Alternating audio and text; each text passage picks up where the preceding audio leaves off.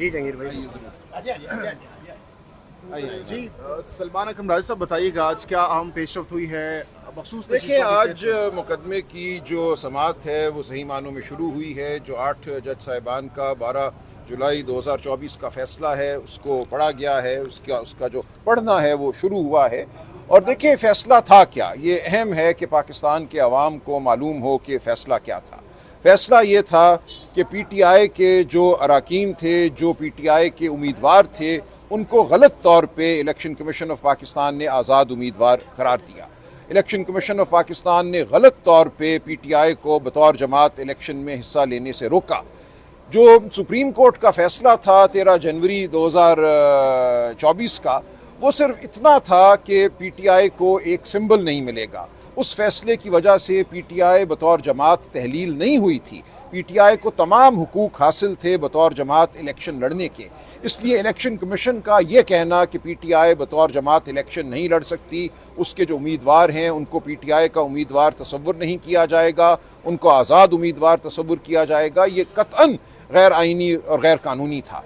तो 8 जज साहिबान ने यह कहा कि ये जो गैर कानूनी अमल इलेक्शन कमीशन ऑफ पाकिस्तान से सरजद हुआ, उसकी सज़ा पाकिस्तान के अवाम को नहीं मिलनी चाहिए। इन तमाम अरकान को जो दर हकीकत पीटीआई के कैंडिडेट थे, पीटीआई के हिमायत याफ्ता थे, उनको पीटीआई ही का मेंबर समझा जाएगा। पीटीआई को पार्लिमान में मौजूद पार्लिमानी जमात समझा जाएगा और जो पीटीआई के मेंबर पार्लिमान में हैं उसके तनासब से मुतनासिब नुमाइंदगी की बुनियाद पे ख़वातीन की और गैर मुस्लिमों की जो नशस्तें हैं वो पीटीआई को दी जाएंगी। तो ये है हमारा मुकदमा, ये है मुकदमा जो हम जीत चुके हैं 8 जज साहिबान के तारीख़ी फ़ैसले की वजह से, जो 13 जुलाई 2024 को आया या 12 जुलाई 2024 को आया। हम ये मुकदमा जीत चुके हैं। अब रिव्यू है, रिव्यू में एक फ़ैसले को रद्द करने के जो ग्राउंड दिए गए हैं वो इंतहाई मुख्तसर हैं और हमारी यही इस्तदा है कि उन मुख्तसर ग्राउंड्स की गिरफ्त में ये रिव्यू नहीं आता। इस रिव्यू को डिसमिस होना चाहिए। जो 12 जुलाई 2024 का फ़ैसला है वो बहाल रहना चाहिए और उस फ़ैसले के तहत हमें 78 मखसूस नशस्तें मिलती हैं कौमी असम्बली और सूबाई असम्बलियों में गैर मुस्लिम और ख़वातीन की, वो नशस्तें हमें मिलनी चाहिए। अच्छा सलमान अकरम राज साहब, 2 दिन पहले जब आप इसी अदालत से सुप्रीम कोर्ट ऑफ पाकिस्तान की बिल्डिंग से बाहर आए तो हमने आपसे सवाल किया, आप काफ़ी ज़्यादा नाउमीद थे, काफ़ी डिसअपॉइंटेड थे, काफ़ी गुस्से में नज़र आ रहे थे। आज गुज़श्ता समात की निस्बत आज आप थोड़े से कॉन्फिडेंट भी हैं, लग रहा है कि एतमाद बहाल हुआ है। आज आपकी बॉडी लैंग्वेज से लग रहा है कि कोई चीज़ें आपके हक़ में बेहतर हो रही हैं। तो क्या कहना चाहेंगे, वाकई आप पुरुमीद हैं या एतमाद बहाल हो चुका है आपका इस आज की समात के बाद?